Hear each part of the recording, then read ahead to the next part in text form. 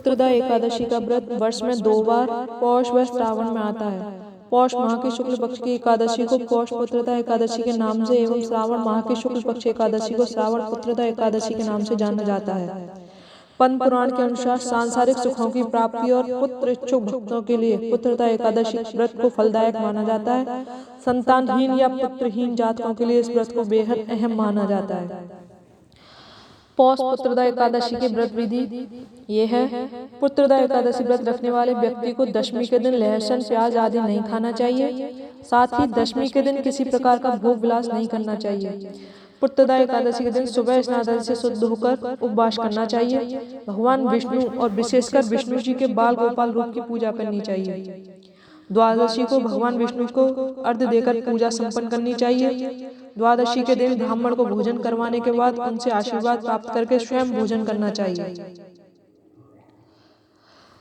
अब मैं आपको एकादशी की कथा सुना रही हूँ।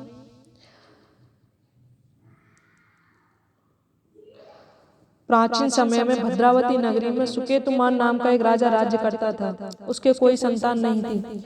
उसकी पत्नी का नाम शैब्या था। उस पुत्रहीन राजा के मन में इस बात की बड़ी चिंता थी कि उसके बाद उसे और उसके पूर्वजों को कौन पिंडदान देगा। उसके पितृ भी व्यथित हो पिंड लेते थे कि सुकेतुमान के बाद हमें कौन पिंड देगा। इधर राजा भी बंधु बांधव राज्य हाथी घोड़ा आदि से संतुष्ट नहीं था। उसका एकमात्र कारण पुत्रहीन होना था। बिना पुत्र के पितरों और देवताओं से उरण नहीं हो सकते। इस तरह राजा रात दिन इसी चिंता में घुला करता था। इस चिंता के कारण एक दिन वह इतना दुखी हो गया कि उसके मन में अपने शरीर को त्याग देने की इच्छा उत्पन्न हो गई। किंतु वह सोचने लगा कि आत्महत्या करना तो महापाप है। अतः उसने इस विचार को मन से निकाल दिया। एक दिन इन्हीं विचार में डूबा हुआ वह घोड़े पर सवार होकर वन को चल दिया।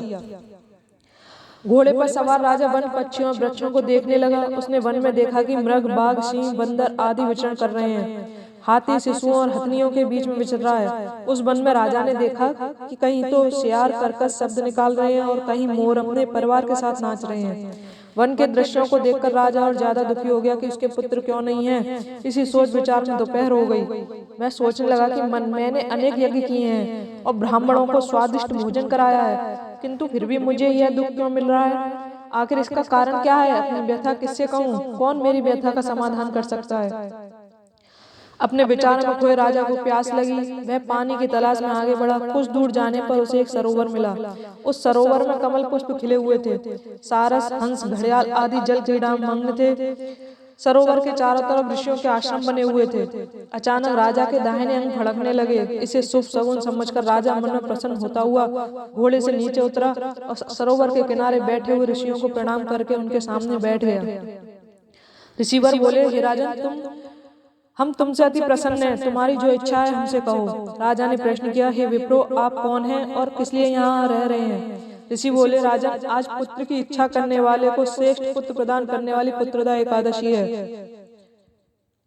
आज से 5 दिन माघ स्नान है और हम सब इस सरोवर में स्नान करने आए हैं।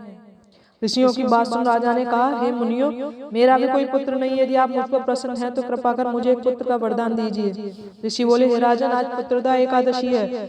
आप इसका उपवास करें। भगवान श्री हरि की अनुकंपा से आपके घर अवश्य ही पुत्र होगा। राजा ने मुनि के वचनों के अनुसार उस दिन उपवास किया और द्वादशी को व्रत का पारण किया और ऋषियों को प्रणाम करके वापस अपनी नगरी आ गया।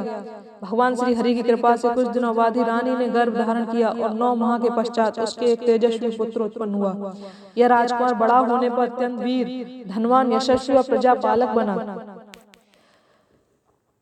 आज की एकादशी का व्रत रखने से संतानहीन को पुत्र की प्राप्ति होती है।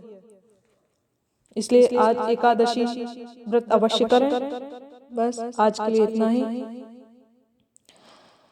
वीडियो अच्छी लगे तो लाइक करें, शेयर करें, सब्सक्राइब करें, नोटिफिकेशन को ऑन करें। Thank you.